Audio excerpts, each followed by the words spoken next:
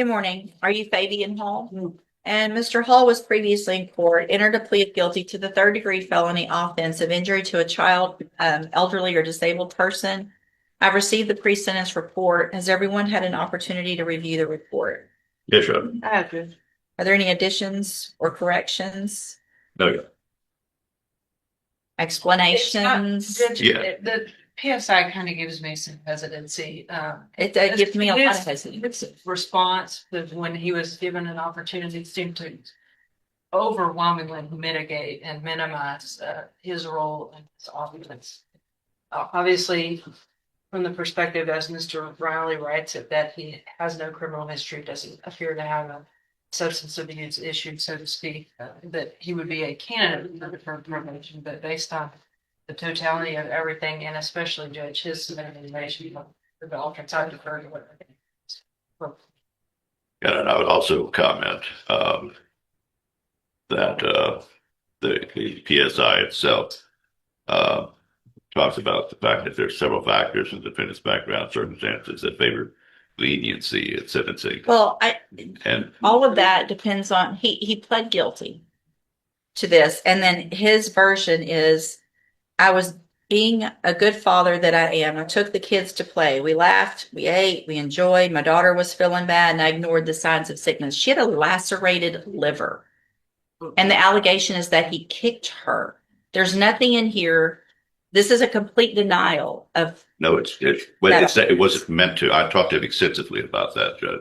What he tells me, and I have not talked to the probation department who wrote that, is that, and what he would tell you, that he never understood the officer to ask him specifically what is his version. This is his writing. He wrote this. And then he wrote this because he explained to you why. Go ahead. Okay, so he asked me if there was anything else I wanted to say. I'll just let him know that I'm a good father and I do what I can for my kids. That was all. But you were not denying the fact that you committed the offense. So did you or did you not? Oh yeah, I was that's what I was saying. Yeah, I played guilty to yes. I know you pled guilty. Yes. I was here for that. Mhm. Did you do what they charged you with? So what is the status now as far as access to children? It looks like there wasn't cooperation with Child Protective Service, which also gives me some concern. What do you see your children now? Yeah, I do. Do you have a court order? Not the one that I'm not supposed to. No, I'm talking about a court order from family court or anything that day. Did you go through family? Like visitation. No, I wasn't given it. Okay. So you've got 5 children. And this says you live with your girlfriend and 4 of the children. Is that correct? Yes. But you did not complete the CPS service plan? Which, CPS got involved, right? yes, ma'am. And from what I'm reading, it looks like there was some resistance to following all of the recommendations and service plan from CPS. So no resistance. I followed everything they asked me for. Yeah, that was a surprise to us. Is we had understood he had done everything they asked him to do under the family plan. And so does CPS, did they give you permission to be They told me I would with your children? have to be supervised with it, and I have been getting supervised. They never told me anything out of ordinary. So you're never at home with these children by themselves? No. And I'm always at work myself. Never at home by myself. Where's the 5th child? There's 5 and you live with 4? Yes, ma'am. Which one do you not live with? No, that's Nakai Fields. And who does Nakaya live with? Do you see her? No, ma'am. They wanted me not to. Right, so that's the victim in this office. Yes.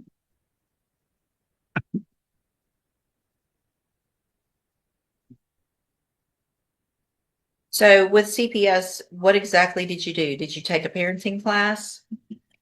No. You did not? No, I really didn't know what I had to do. Nobody told me nothing. That's why I'm kind of confused about it. Judge, if the court needs more information about that, very easy for me to obtain. If you might give us either a little bit of time this morning. I mean, we have no problem as a condition of we have no problem as a condition of probation, telling, saying that he must complete the recommendations of the CPS as far as like a family plan or anything. Well, and I don't know what their recommendations are at this point, and it doesn't necessarily look to me if it's anyway. So here's what I'm going to do. I'm going to find Mr. Hall that you previously entered your plea of guilty freely and voluntarily. I'm going to find sufficient evidence to find you guilty. I'm going to follow the agreement that you made with the district attorney. I'm going to defer all proceedings and place you on probation for 7 years. You're ordered to pay a $1,500 fine and to follow all of the rules and conditions of probation. That includes entering and successfully completing a parenting course that is approved by probation. So at this point, since I'm not real sure where CPS is on this, I'm going to order myself that you do the parenting class. If CPS is still involved, I'm also going to order that you follow all of their rules and conditions, which does include that you not have contact with Nakia, and that you have no unsupervised contact with any child, including any of your own. Yes, ma'am. So if mom has to go out and go to the store, you don't get to stay home with the kids. Do you understand? Yes, ma'am. If you do, then it's a violation of this probation. You'll be right back here in court. If I find out about it, you could go to prison for up to 10 years. Do you understand? If you do everything that you're supposed to on this probation and figure out, obviously, better ways to handle the children, then at some point, if you've completed all the classes and done everything that you're supposed to, there's the possibility of some further contact with your children. And this is an opportunity where you don't have this felony conviction on your record. And at the end of the probation, if you successfully complete it, the case will be dismissed. You'll never have this conviction. The other side of that, though, like I said, is if you violate any condition of probation, you'll be back here in court and you could be facing the 10-year sentence and the conviction. Do you understand? Yes. Or up to a 10-year sentence. Yes. I do want to make sure, it looks like if there is a referral for mental health services, you have to follow through with any of those, whether you feel like you need it or not. If probation has you assessed and they feel like there's some counseling or something that would help you, you will be required to do that. Also, you will be required to have a substance abuse assessment and follow any recommendations of that. So it looks like there has been some marijuana use in the past.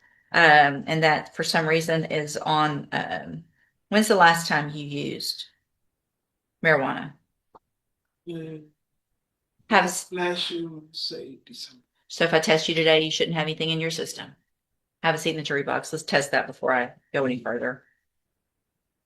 Do some drug tests today.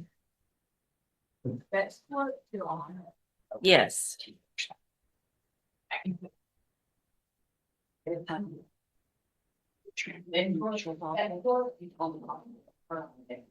She got.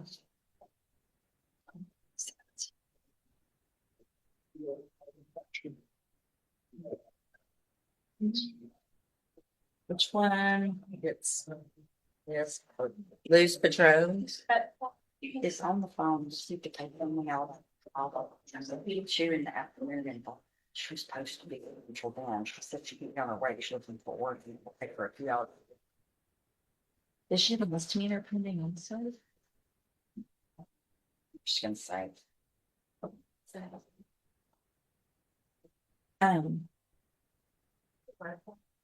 She should be in the weekend. She thought she had it. At 2, yeah. For sure, she should be already on her way. Okay, so when I went to say it to you, I realized how that did not sense.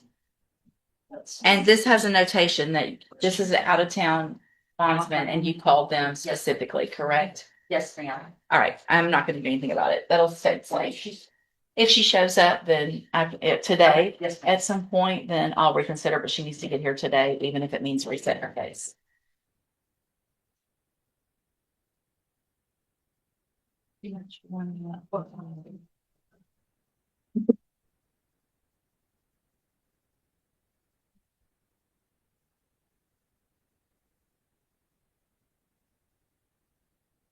The Mr. Smith on Cedric Franklin sentencing,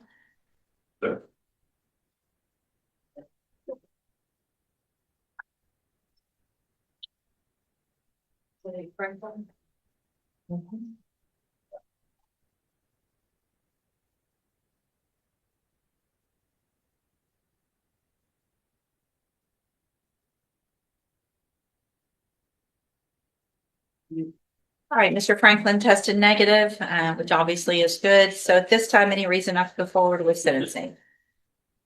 All right, then, Mr. Franklin, I'm going to find that you previously entered your plea of guilty freely and voluntarily.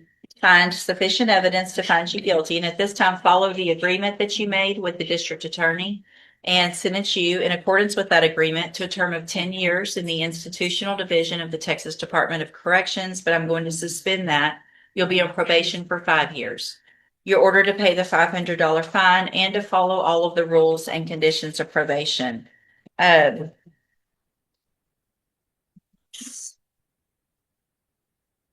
If you do everything that you're supposed to on this probation, this is a great opportunity because you will be able to serve that 10-year sentence while you're out on probation. And if you violate any condition of probation, then you can be brought back into court. You could be your probation revoked, and you can be facing that 10-year sentence that you've agreed to. Do you understand? Understood.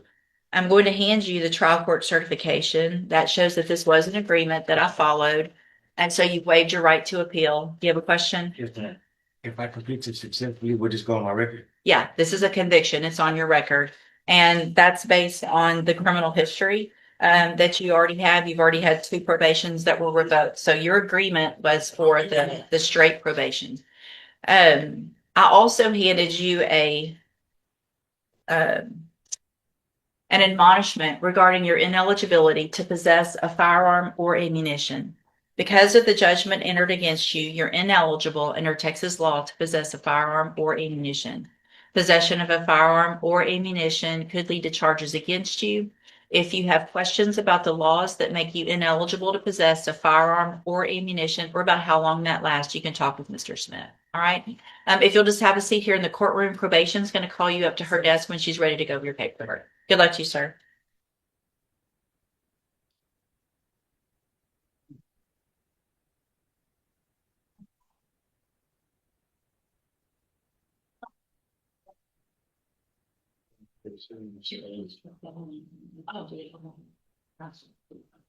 This was this.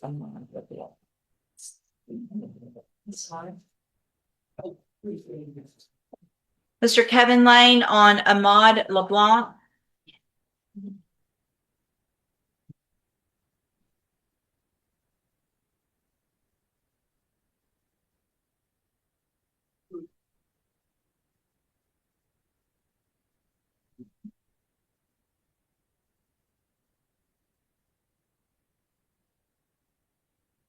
All right, so on Mr. LeBlanc's case, which is 21-36444, we went through the motion already, which is a motion to revoke unadjudicated probation, where Mr. LeBlanc is on probation for the 2nd-degree felony offense of aggravated assault. He pled not true to counts 1, 2, no, pled true to counts 1, 2, and 3.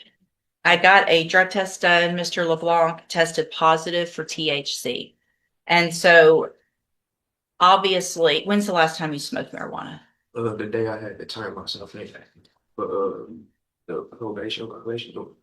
What made you think that would be a great idea?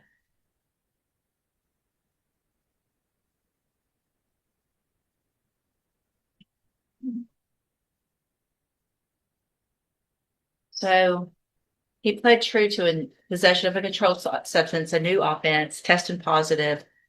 So at this time, Mr. LeBlanc, you're on probation already. I granted you a bond because of that deferred probation status, but the fact that you're on probation and on bond and testing positive for THC, there's clearly an issue.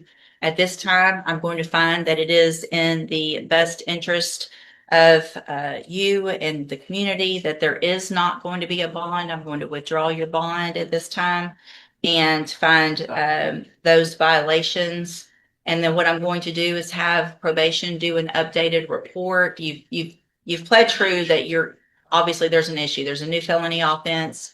And so we'll get an updated report and then we'll see what we're going to do at your probation sentencing. Okay, you can go back with the bailiff.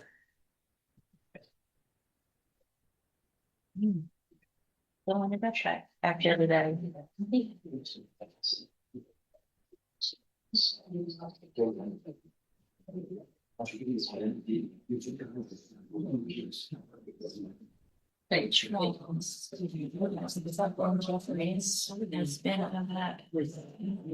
Mr. Burbank, you have Kingston Walker. I do, Judge.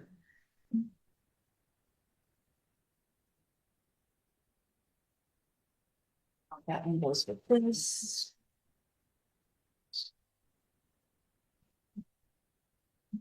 Good morning, sir. Are you Kingston Walker? Yes, sir. And Mr. Walker is charged in cause number 25 DCCR 0861 with tampering or fabricating physical evidence, and then 25 DCCR 0862 with possession of a prohibited weapon.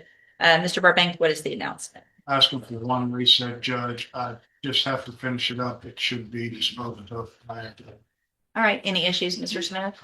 All right, we'll just do a normal reset. Mr. Walker, make sure you stay in touch with Mr. Burbank, visit with him before that next court date so that you guys can visit about your case and we'll try to get an announcement at that court date. You're free to go, sir. Thank you. My big excuse. Yes, sir. Thank you. And good morning, Mr. Burbank. Excuse. You can get one on the end for work. Mr. Galmore, Yes, sir. you have Carlos Betancourt. We have submitted a plea on that one. I've got it. Okay.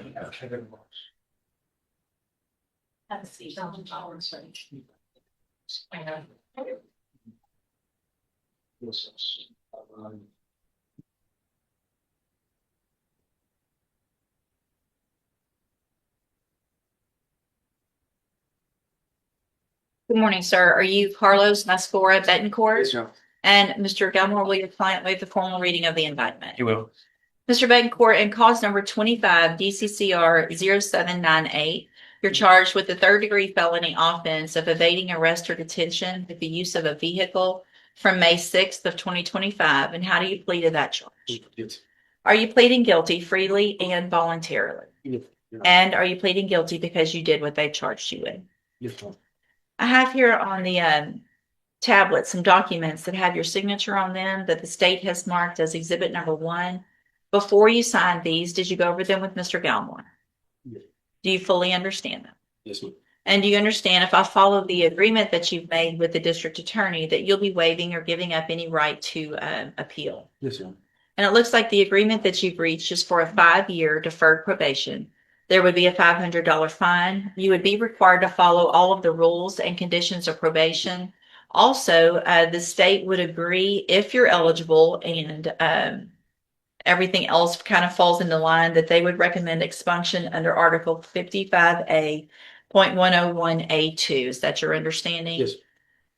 Do you also understand if you're not a U.S. citizen that a plea of guilty or no contest may result in your deportation, exclusion from admission to the country, or denial of naturalization under federal law? Yes, sir. State tenders number 1. No objection. It's admitted. Is there any evidence that Mr. Betancourt's not competent? No, Your Honor. All right, sir, I'm going to find that you entered your plea of guilty freely and voluntarily. Find that you're mentally competent and understand the nature and the consequences of your plea. Find sufficient evidence to find you guilty. However, I'm going to reset your case so that the probation department can do a pre-sentence report. That'll give me more information about you and your case, and then we'll come back later for sentencing. On your way out of the courtroom today, you need to stop and talk to probation, and she's at that desk right over there. All right? Yes. Okay, we'll see you back at sentencing. Thank you.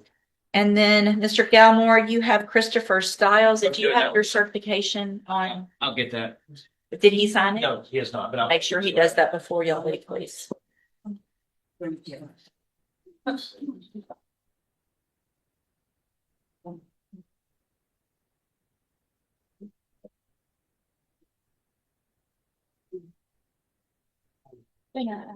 A breath Monday, someday. Oh, it's been a full meeting. What it's been. That's true, it was, huh? Yeah. Huh?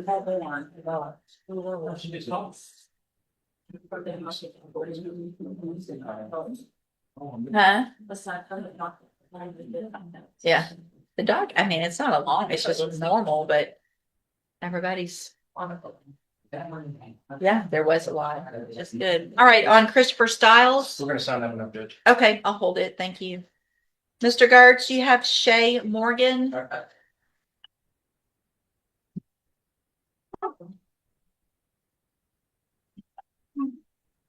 I don't see paperwork or a rejection, and this was the last reset. So do I need to hold it for a few We've minutes? got a deal worked out to exchange restitution for dismissal. We are finalizing, working on getting the funds together.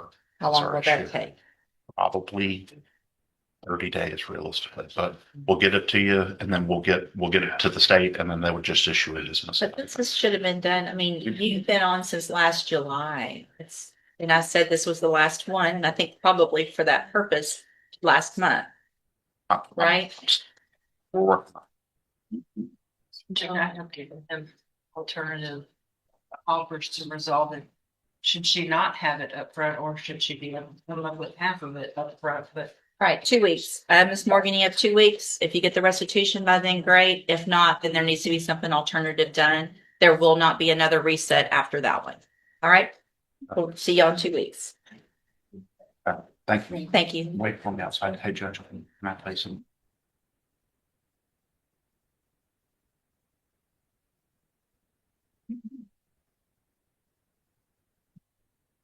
Okay, we're back on the record. Cause numbers 25 DCCR 0297, 19 33340, and 20 36095.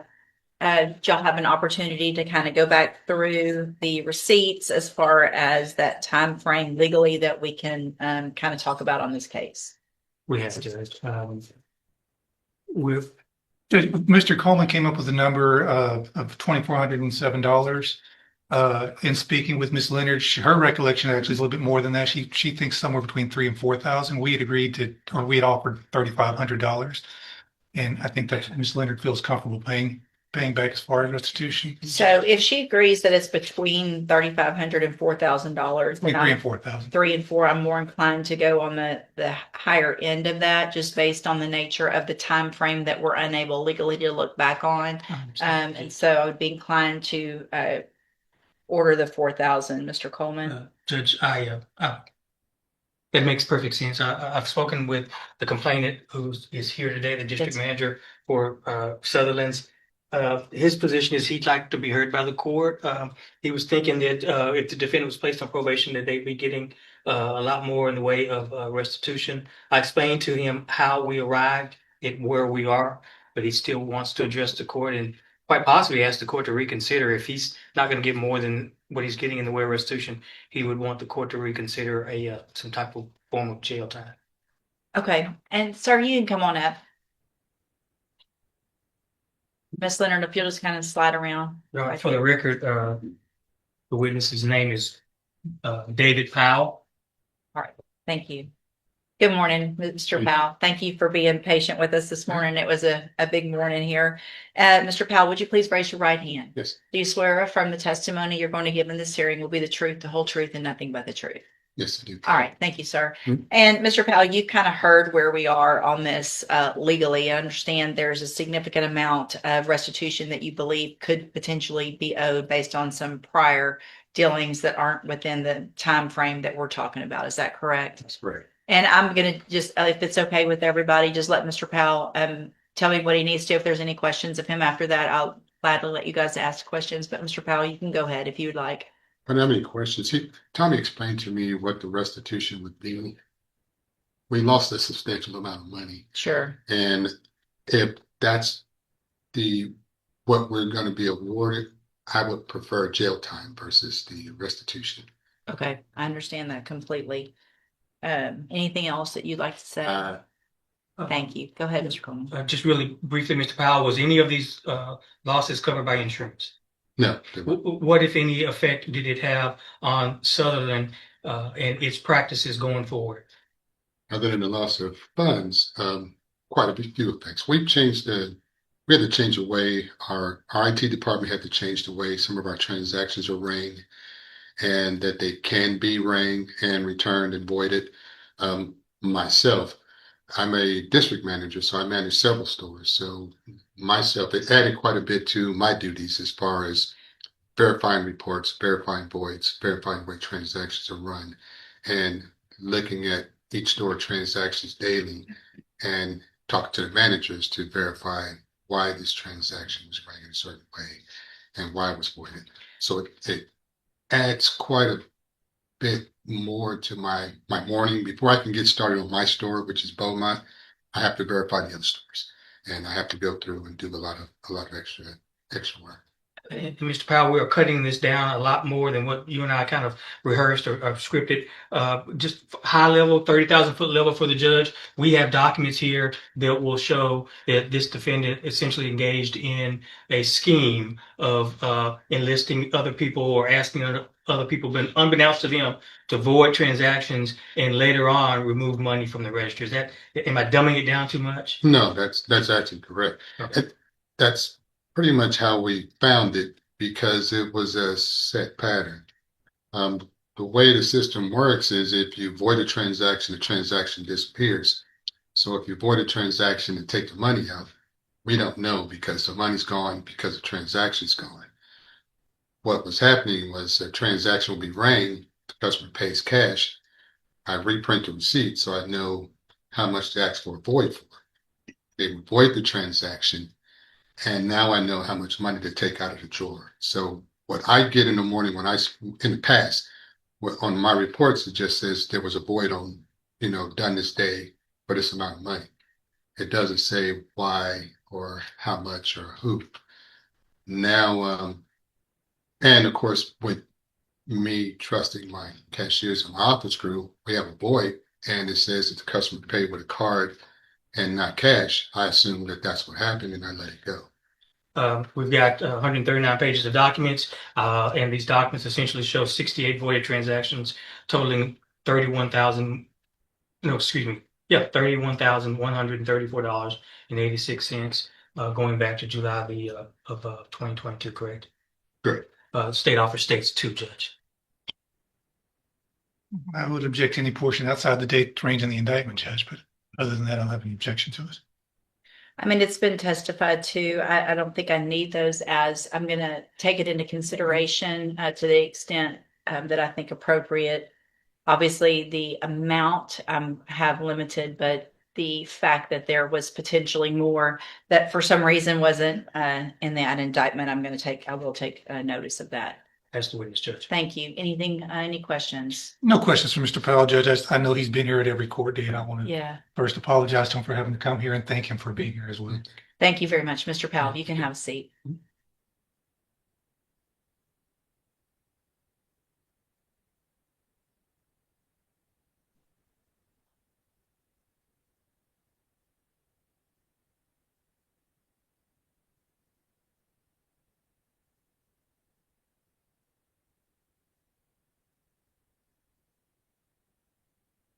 Today's hearing showed how quickly a courtroom can move from leniency to strict accountability. Some defendants received opportunities to avoid long-term consequences, but every opportunity came with serious conditions. Which ruling surprised you the most? Let me know in the comments.